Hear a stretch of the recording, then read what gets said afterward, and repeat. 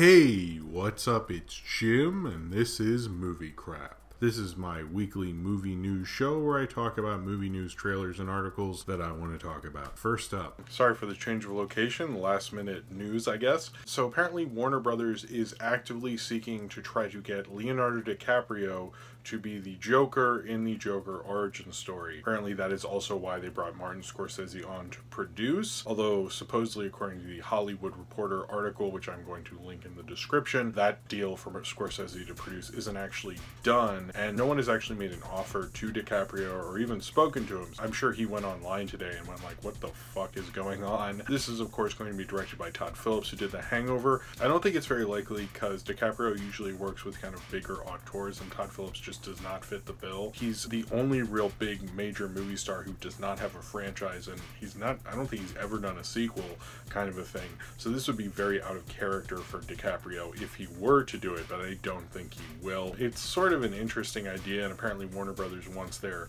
side kind of DC universe thing to maybe be a little more prestigious and use kind of the names they have on the Warner Brothers lot to do things with comic book movies that maybe Disney can't. And that's, you know, it's an interesting idea what they're doing with that label, but I don't think DiCaprio will do a Joker origin story movie. Maybe there's something about this script and this idea that we don't know about that it can at least attract like a Martin Scorsese to produce a comic book movie, and maybe even have DiCaprio, who looked like he would never do something like this, involved as well. Who knows? There's kind of a lot of questions about this. Apparently Jared Leto also is actually a little pissed off that there's a side Joker thing going on. He might get even more pissed off as an actor who's probably both more famous and more talented than him is going to be doing a Joker movie as well. But basically right now this is all speculation.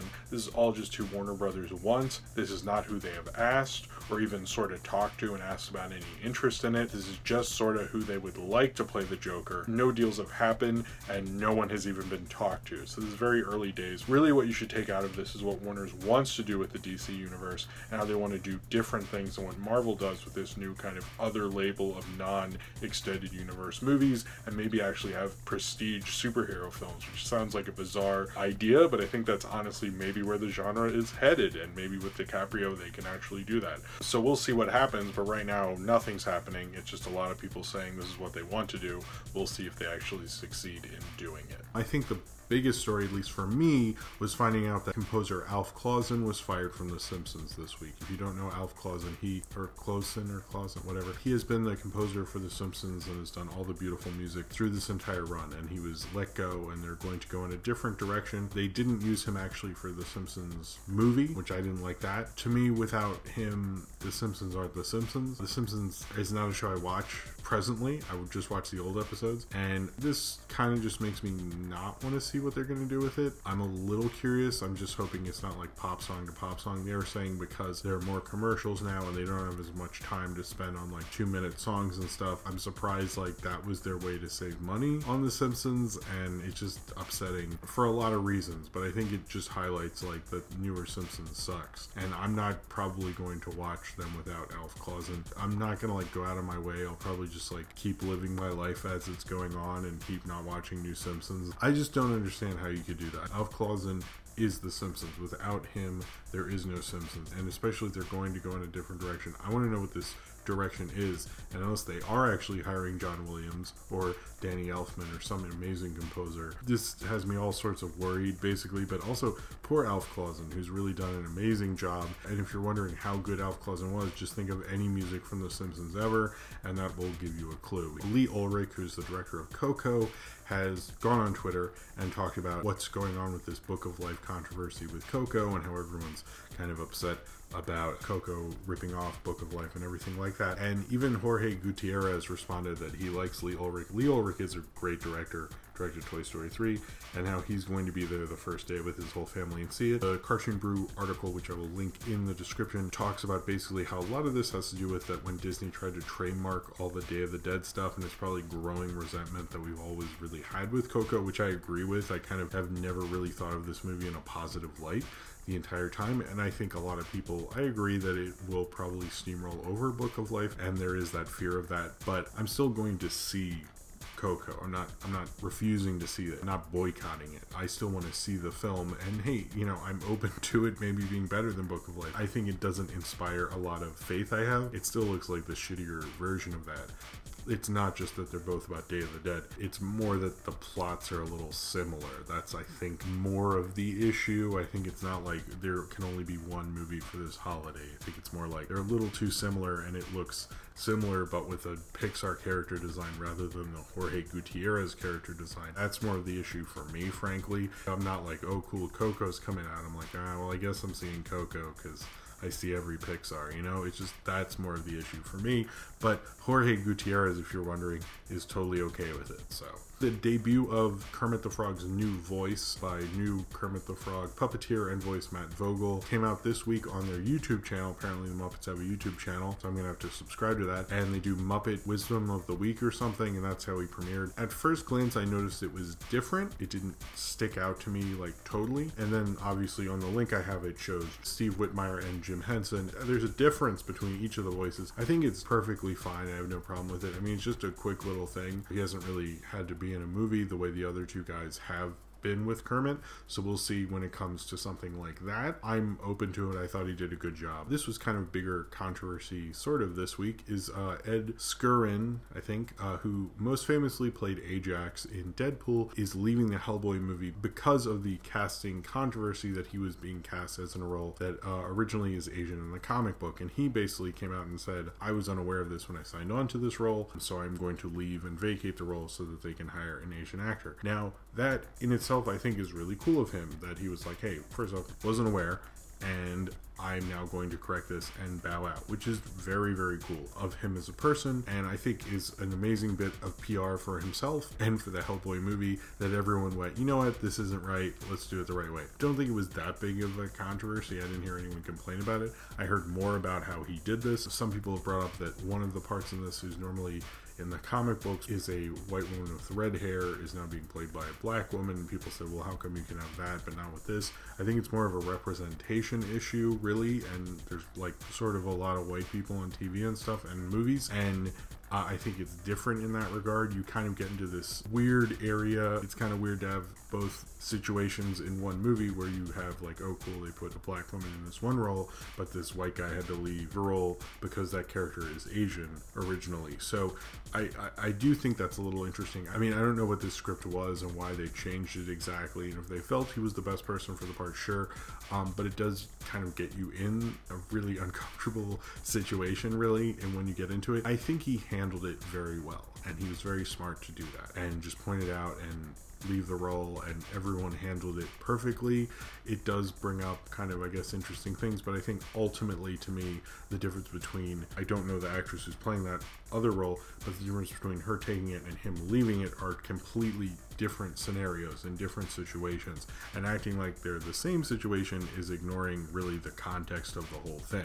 And I think so far they're basically doing the right thing. I don't think it's bullshit that this one thing and that the other thing. It's all about context, and the context of her taking that role and him leaving that role is pretty correct in terms of how film representation has been so far. And if, as he says, he's for those sort of things and the producers are for those sort of things, they should be for how this has played out so far. So there was a Last Jedi magazine cover with Luke Skywalker on it. You can see it right in front of you here. It's just Luke in the black stuff. People are acting like it was shocking. It's not. It's just Luke in the same black crap he was wearing in Return of the Jedi. So it's not that big of a deal, but it does look cool. Doesn't that look cool? And it's from a Hungarian magazine, which is interesting since they have that Hungarian Star Wars thing. But it doesn't really show he's going to be on the dark side more than it showed in Return of the Jedi. The trailer for Killing Gunther has come out. It is a video-on-demand movie, but it is a movie I've heard about for a long time. It is from Taron Killam, who wrote and directed it, who's on SNL, and it's about him and Bobby Moynihan, a little group of assassins who are trying to kill the best assassin in the world, who's played by Arnold Schwarzenegger. It looks like the most fun Arnold Schwarzenegger movie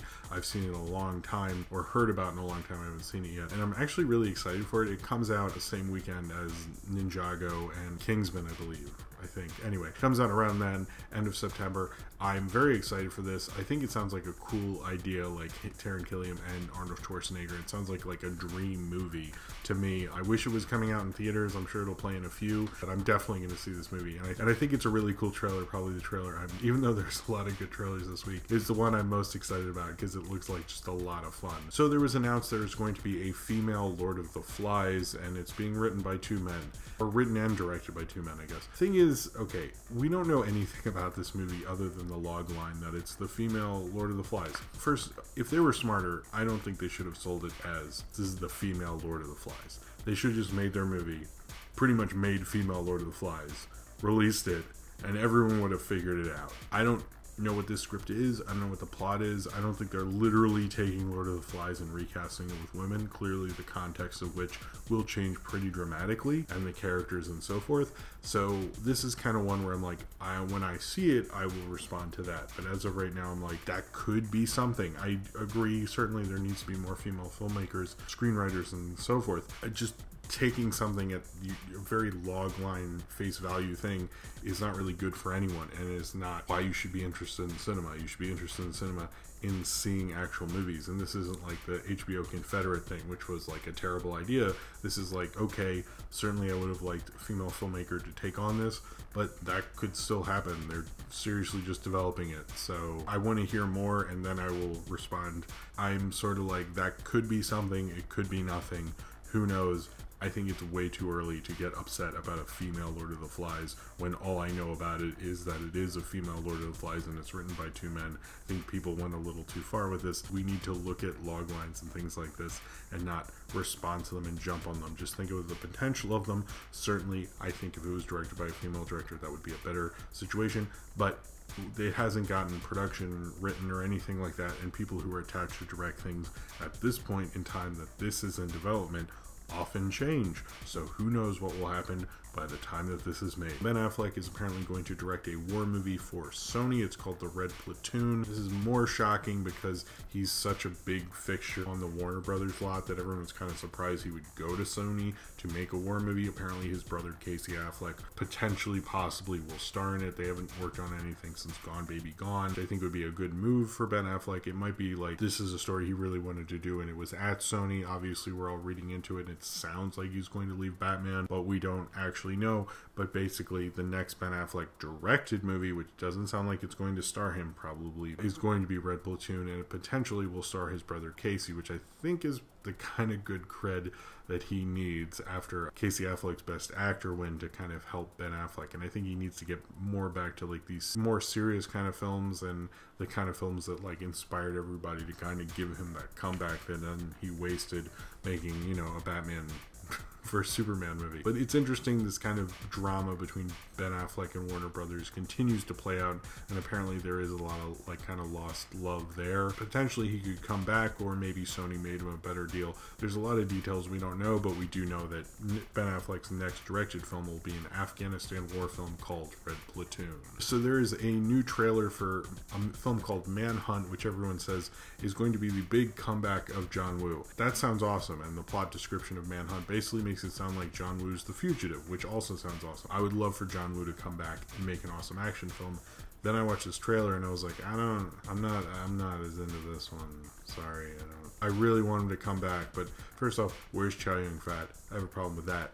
But in addition to that, it felt like a cheesier, cheaper movie, really. It felt like, you know, he worked with lower budgets before in Hong Kong and stuff. Like, why does this look so crappy? So I'm open to it. I hope that it is good. I would like a good John Woo movie again, but I'm not like over the moon after watching this trailer. So there's two big pieces of Blade Runner news, or Blade Runner 2049 news. Apparently the film is 163 minutes and is long as shit. It is almost an hour longer than the original Blade Runner. So that's something, at least. So just be aware you're going to be sitting down for a while. The other thing is they're releasing short films filling in the gaps between the original Blade Runner, which was 2019, and the new one, which is 2049, and like various little history things. And they put out the first one, which is called Blade Runner Nexus Dawn, and is 2036 that this one takes place. Each one is going to be directed by a different director, not Denis Villeneuve. It kind of reminds me of what they did. I think they did it for promotion for Dawn of the Planet of the Apes to kind of fill in the gaps there. This is directed by Luke Scott, who is Ridley Scott's son, who directed that film Morgan, which nobody saw, came out about a year ago. And it's actually pretty cool. It stars Jared Leto's character and kind of fills you in stuff about him, and I think it's interesting to watch, so keep up with these. I'll probably post them in Movie Craps as it goes on, but it's cool that Ridley Scott does this. He did it with the Alien Convent, where he did little things about the story before you saw the film, and I think it's a really cool like promotion thing. So box office last weekend was really bad. In fact, it was the worst since like 9/11 basically, and you know you're really bad when the last time less money was made from a movie weekend was when there was a gigantic national tragedy. So that's doesn't say much for new releases. The biggest new release was Leap, which made about $4 million in third. The more interesting kind of film that debuted was Mayweather vs. McGregor. Actually came in ninth at $2.6 million, believe it or not. It really did. I think a lot of what's going on at the box office, and it's going to be worse this weekend, by the way, is because it's kind of been a lackluster August. They kind of put out too many things at once. It wasn't the strongest August. Last year we had things like Suicide Squad and Don't Breathe. And certainly a lot of people are pointing out that last Labor Day weekend, I think it was like A Light of the Ocean or whatever with Fassbender and Alicia Vikander, and that didn't do very well. And Morgan, like, which I brought up earlier, debuted very low. And people were like, well, that did so poorly. Why should they open things on Labor Day if they're not even going to get in the top 5? But I actually looked at it, and even in 2015, things were in the top 5 in Labor Day. And things actually did well on Labor Day. They're just not pushing things. And like leaving 2 weekends open like this is embarrassing. Like somebody should have stepped up.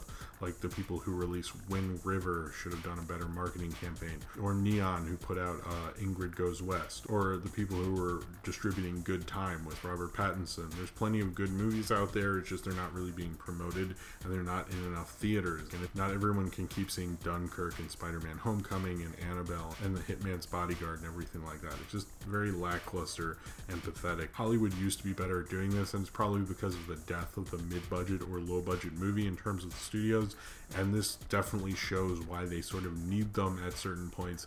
I really wish there was more stuff coming out right now, just personally, and also I think for the movie industry. It's just a bad reflection of the film industry that they couldn't get their shit together these 2 weekends. Don't expect any interesting box office news until Stephen King's It, which will be next weekend. I'm thoroughly disappointed in Hollywood and the movie industry for these past 2 weekends, because they actually have studios, like literally Open Road is made to release movies when Hollywood isn't releasing anything. It was made by Regal and AMC to do that, and they didn't. They even released that movie Sleepless on a weekend where there's a bunch of other movies coming out. They could have clearly released it now. It would have done a lot better. I know it got well reviewed. I never saw it. These studios who come out and they want to counter Hollywood, this is a time where Hollywood's left you wide open. And, you know, even the Christian movies didn't come in and take this slot. Like, it's just pathetic. I also don't understand why Labor Day is the only 3-day weekend that Hollywood doesn't really get into and no one sees movies. That's always been a mystery to me. And, you know, it's still summer. People are out. People want to see the movies. It rains at the beach sometimes. You got to do something. And Hollywood, you know, you probably just go in there and go, well, we could see Spider-Man again. So the teaser for the Alexander Payne film Downsizing has come out. It looks pretty cool. I know that there's a lot of buzz because of the TIFF or some festival. There's a Berlin. There's a film festival going on at Screen, and there's a lot of good buzz for it.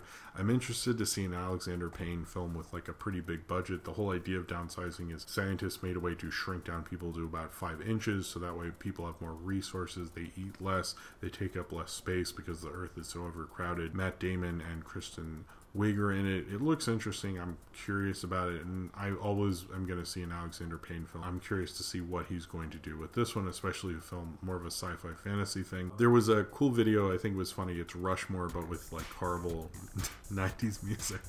It kind of reminds you of 90s teen movies and the soundtracks they would have versus the soundtrack that Rushmore had, and it shows you how important scoring is, and it does it in a pretty comedic way, so you should check that out, especially if you're a Wes Anderson and Rushmore fan. There's a really good article on the tracking board by Neil Turitz about if studios have anyone to fear, it's Amazon. I agree, actually.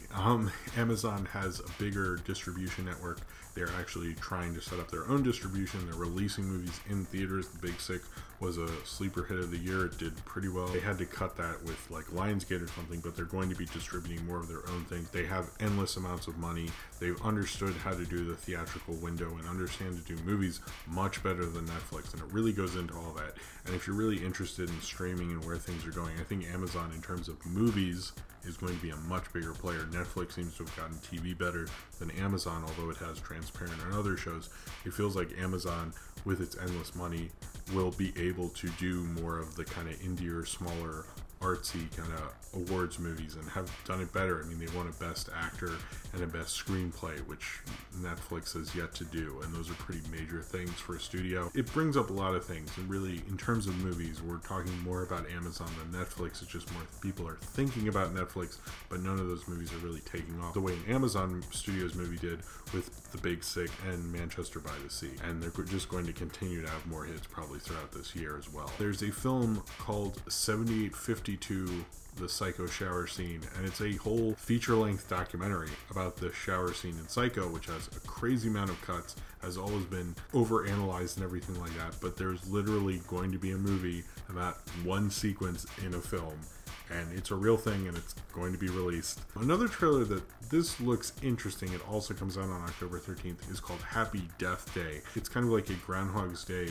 horror slasher movie where there's this girl and she wakes up and goes through her day, and then she gets killed by, like, a stabby stab slasher, and then she wakes up and has to repeat the day again and again until I guess she finds a way to defeat this killer. And it looks like an interesting kind of cool twist on it. I like how many times people use the Groundhog Day concept from Edge of Tomorrow to this, and there's probably some other one. This looks cool to me. I'm a little excited for this. It looks like a good little genre horror flick. It's a little silly and mainstream and multiplex horror, but it has a cool concept, and I think that it looks kind of fun. So that was Movie Crap. I've come out with a bunch of videos since the last Movie Crap, including a review of Fatty Arbuckle's Out West, a review of the Death Note live-action remake, a review of Dunkirk, a review of Batman and Harley Quinn, and there'll be more this weekend as well. Thank you all very much for watching and hearing me talk about movie news as usual and being so cool about everything as usual. Comment below in the comments if you'd like to talk about any of these movie stories or any movie news or trailers or anything that I talked about in this video.